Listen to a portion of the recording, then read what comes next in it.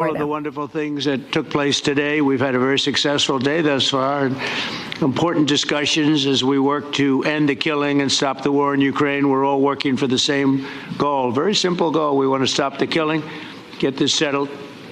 I've just had the honor of being with President Zelenskyy and all of the discussions that we've had. We covered a lot of territory, and I spoke indirectly with President Putin today. We're going to call President Putin right after this meeting.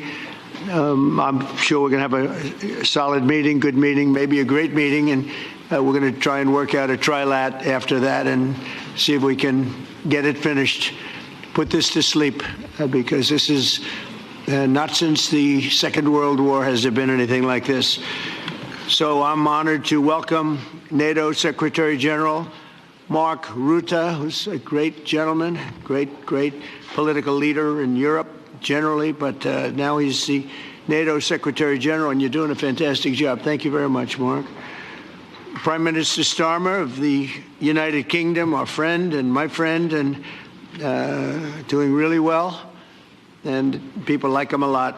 We all like him. Everyone knows President Macron of France, who's been with me from the beginning, one of the first people I met as a foreign dignitary, and I liked him from day one.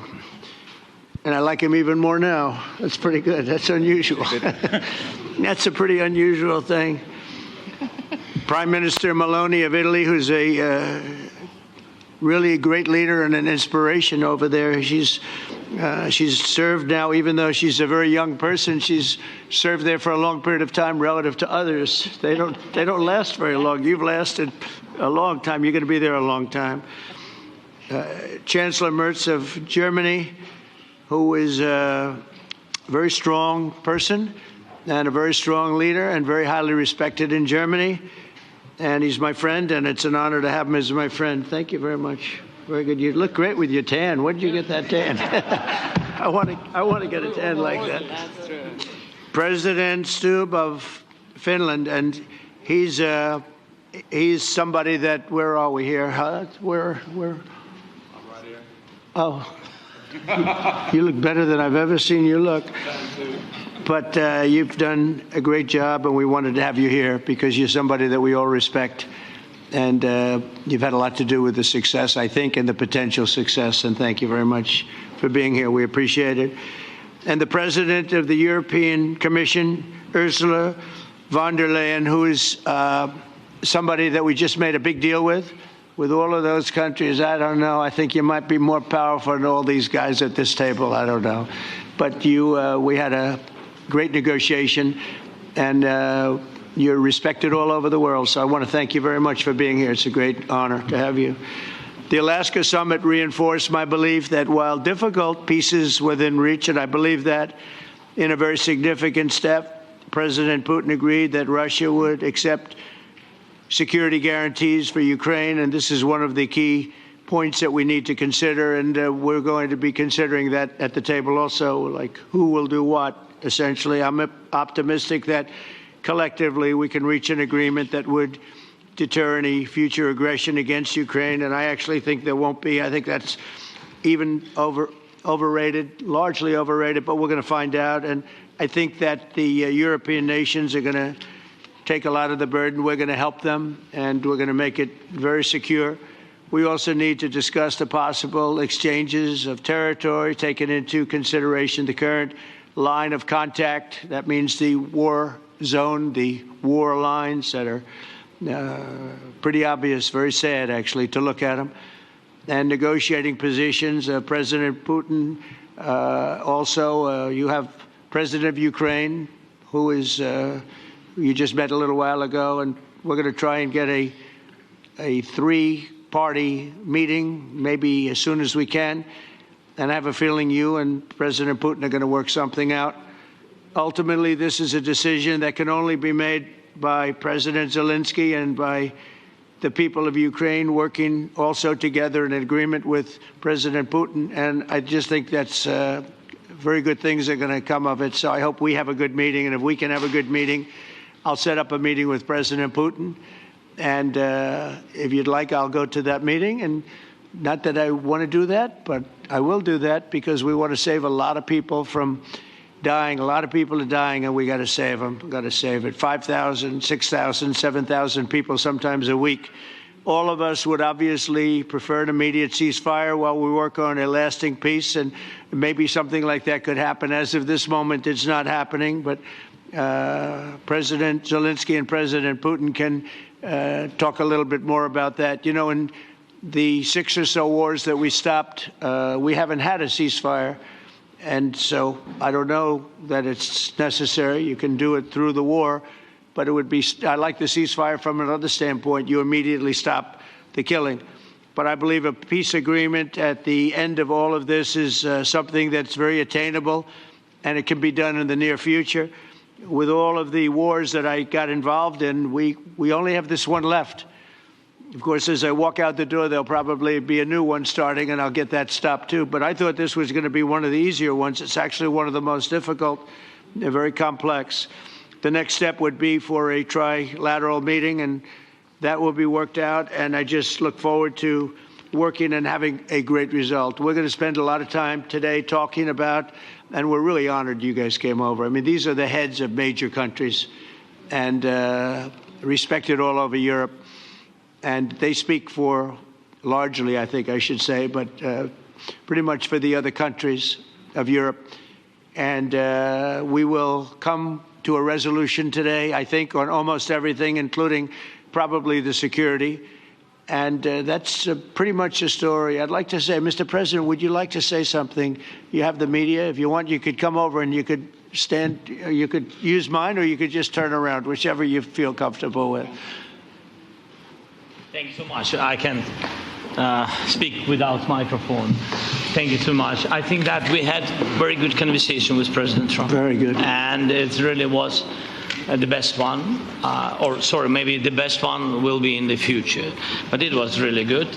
And we spoke about very sensitive points. The first one is security guarantees, and we are very happy with President that all the leaders are here, and the security in Ukraine depends on the United States and on you and on those leaders who are with us in our hearts. They have been online before yesterday, and etc. So a lot of countries on the side of Ukraine, our people, and all of us want to finish this war, stop Russia and stop this war. We spoke about it, and we will speak more about security guarantees. This is very important that the United States gives such strong signal and is ready for security guarantees. The second point, or maybe the first, humanitarian direction, very important to exchange all the prisoners, and I think that President will help. And I was very thankful to your wife again, Mr. President, for the letter about our abducted children, and I hope that really it can be a historic role for the people to bring kids back to the families and be happy at get the people families. Back, yeah. Yes, this is so important, and I'm happy that we discussed it, this track with the President Trump, and I hope that we will find decisions. And then what is very important, that all the sensitive things, territorial, etc., we will discuss on the level of leaders during trilateral meeting, and President Trump will try to organize such meeting, and he said that he will come or not come. Ukraine will be happy if you both participate. Want me there, I will be there. Yeah, you know, thank you. And I think this is very important. Yes, so security guarantees, bringing kids back, and all our people, not only warriors, first of all warriors, and all the civilians, journalists, a lot of people in prison. So we need them back. And guarantees which will work for the years. We spoke about it, and I showed to President a lot of details on the battlefield, on the map. Thank you so much. Thank you for the map, by the way. Good map. It was great. Yeah. I'm thinking how to take it back. We'll get you. No. I think that we had constructive, specific meeting, and I'm very thankful to all the leaders who are here, and you help a lot, and so we are happy of that we have such big unity today. Thank you, Mr. President. Thank you very much, for hosting us. Mr. Thank you. President. I think you'll see that President Putin really would like to do something else. I think when we set that up, when we do, I think it's going to be when, not if. I think you're going to see some really positive moves. I know there's over 1,000 prisoners, and I know they're going to release them. Maybe they're going to release them very soon, like immediately, which I think is great. But we're going to set that up today after this meeting. So very good and great remarks. I appreciate it. Mark, as head of NATO, maybe you could say a few words, please. Yes, I will be very brief. I really want to thank you, President of the United States, dear Donald, for the fact that you, as I said before, broke the deadlock, basically, with President Putin by starting that dialogue. And I think it was in February that you had the first phone call, and from there we are now where we are today. And that is, I think, if we play this well, we could end this. And we have to end this. We have to stop the killing. We have to stop the destruction of Ukraine's infrastructure. It is a terrible war. So I'm really excited. And so, you wake up in the morning, grab your coffee, and suddenly you see all of Europe's leaders lined up at the White House. And why? Because Trump is going to bring peace. Yes, you heard right. The same Trump. The Trump who declared NATO obsolete in 2018, called the European Union an enemy, and deemed aid to Ukraine too expensive, is now saying, everyone is here for the same purpose, to stop the killing. Suddenly, the whole world seems to have turned into a dove of peace. But dig a little deeper, and instead of a peace plan, you get a whiff of production. On one hand, he's talking. On the other, he's introducing the leaders. Look at this tanned German chancellor and this young and inspiring Italian prime minister. It's like we're at the Miss Universe pageant, not the G7. Seriously? And classic Trump. Diplomacy? No. This is a theater revolving around his own ego. I'll meet with Putin, but I don't really want to. But people are dying, so maybe I'll drop by. What kind of leadership is this? If a country's president says, I'll drop by reluctantly when making a decision to end a war, nothing good will come of it. We all remember his past bromance with Putin. Take the 2018 Helsinki summit, for example. Trump discredited American intelligence and vindicated Putin. Now he's saying, Putin actually seems well-intentioned. My friend, that man has been burning and destroying Ukraine for the past 3.5 years. So Trump saying, maybe good things will happen, is like saying, the coronavirus will miraculously disappear. What happened? Exactly, nothing. He makes such statements in the middle of the meeting that you don't know what to laugh at. For example, he says, this is the first time so many leaders have been at the White House, as if we were reading a Yelp review instead of a history book. And he can't stop praising these leaders, but he doesn't say anything concrete. Everyone is talking about security guarantees, but no one knows how that will happen. Because for Trump, it's not about security, it's about the stage. He even says, we made the biggest trade deal ever, when the topic is war and child prisoners, but his mind is still on trade. Believing that a man with such mixed priorities can bring peace is nothing short of Stockholm Syndrome. Zelensky's speech is heartbreaking. We want our children back, our journalists, our civilians who are prisoners. So it's not just about land, it's about human lives. But Trump is still asking the German leader, how beautiful is that? Where did you get that bronze? Seriously, he's buried his empathy level so deep it's underground. And then he goes out and says, I ended 6 wars. Which wars? How? Where? Did you achieve peace by tweeting, or did you just say, I did it, when the war ended? We're used to Trump's storytelling style, but it's still infuriating. Do you know what the message from this meeting is?